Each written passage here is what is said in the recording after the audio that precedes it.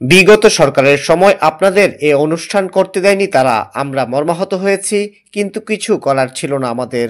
তারা ধর্মীয় অনুষ্ঠানে অনুমতি দেয়নি, মসজিদে আলেমদের নির্যাতন করেছে। আলেম ওলামা ও বিএনপি নেতাকর্মীদের উপর বিভিন্ন জুলুম অত্যাচারের কথা স্মরণ করিয়ে আগামীতে সুখী সুন্দর সমৃদ্ধির বাংলাদেশ বিনির্মাণে তারেক রহমানের হাতকে শক্তিশালী করার আহ্বান জানিয়ে হাফেজদের পাগড়ি প্রদানের লক্ষ্যে আয়োজিত এক কিরাত সম্মেলনে বৃহস্পতিবার রাত 10টায় প্রধান অতিথির বক্তব্যে আওয়ামী লীগের তীব্র সমালোচনা করে বক্তব্য রাখেন গাজীপুর মহানগর বিএনপির সভাপতি শওকত হোসেন সরকার।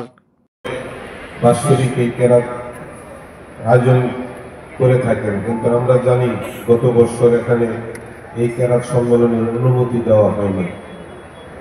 আমরা অত্যন্ত দুঃখিত এবং ওই সময় ভারাক্রান্ত হয়েছিলাম যে এই বিশ্ববরণ্য কেরাত পরিবেশনকারীরা এখানে কেরাত সম্মেলন অংশগ্রহণ করেন।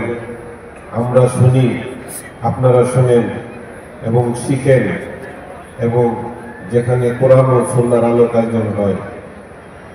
আলোচনা হয় সেই আলোচনা করতে সেই সময়ে ফেসিবাদ স্বৈরাচার যারা এই দেশকে 17 বছর লুণ্ঠন করে এই দেশের ক্ষমতায় ছিল তারা করতে দেয়নি।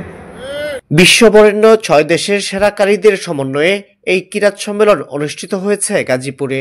বৃহস্পতিবার 26 ডিসেম্বর বিকেল 3টা থেকে রাত 1:30টা পর্যন্ত মহানগরীর চান্দনা চৌরাস্তা কেন্দ্রীয় ঈদগাহ ময়দানে হাফেজদের পাগড়ি প্রদানের লক্ষ্যে এই কিরাত সম্মেলন অনুষ্ঠিত হয়।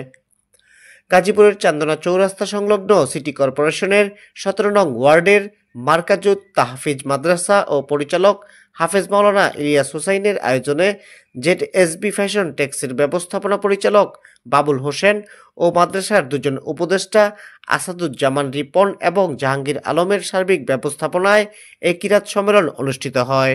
আনুষ্ঠানিক কিরাত সম্মেলনে পবিত্র কোরআনুল কারীম থেকে তিলাওয়াত পরিবেশন করেন বাংলাদেশ সহ 6টি দেশের 9 জন বিখ্যাত কারি। তারা হলেন তানজানিয়ার কারি ইদি শাবান ও কারি রাজাই আইয়ুব, মিশরের কারি মোহাম্মদ আহমদ আব্দুল হাফিজ আদ্দুরনকি, আফ্রিকার কারি ফারদান আদম, পাকিস্তানের কারি সালমান হাবিব ও কারি জিসান হানিফ, ভারতের কারি হাসান আবদুল্লাহ এবং বাংলাদেশের কারি জিয়াউল হক নাসেহ ও কারি শাহাদুজ্জামান।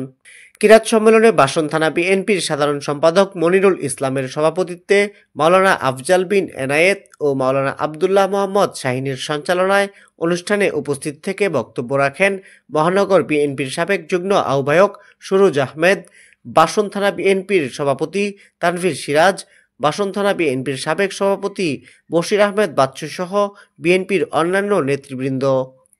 এ সময় অন্যান্যের মধ্যে উপস্থিত ছিলেন মহানগর উলামা দলের সদস্য সচিব খোকন বিশ্বাস, বাসন থানা বিএনপির সাবেক সাংগঠনিক সম্পাদক নুরুল ইসলাম দীপু, সদর থানা ছাত্রদলের সাবেক সভাপতি নাসির উদ্দিন সহ আরও অনেকেই। এতে ধর্মীয় আলোচক ছিলেন মুফতি মিজানুর রহমান ফয়েজি ও মাওলানা হাবিবুর রহমান মিয়াজি। এছাড়া উপস্থিত ছিলেন স্থানীয় আলেম ওলামা সহ বিভিন্ন শ্রেণী পেশার স্থানীয় গণ্যমান্য ব্যক্তিবর্গ ও ইসলামপ্রেমী হাজারো নারী পুরুষ। অনুষ্ঠানে কোরআন তিলাওয়াত, নাশিদ পরিবেশন, ধর্মীয় আলোচনা, পাগড়ি প্রদান, অতিথিদের আলোচনা ও ক্রেস্ট প্রদান শেষে দোয়া মোনাজাতের মাধ্যমে সমাপ্তি করা হয়।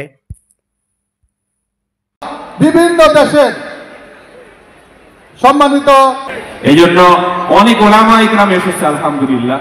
অনেক জানেন একটি প্রোগ্রাম করতে হলে সকলকে নিয়েই করতে হয়, ঠিক কিনা? হয়েছেন হযরত আল্লাহ মুফতি নাসির উদ্দিন খান আমাদের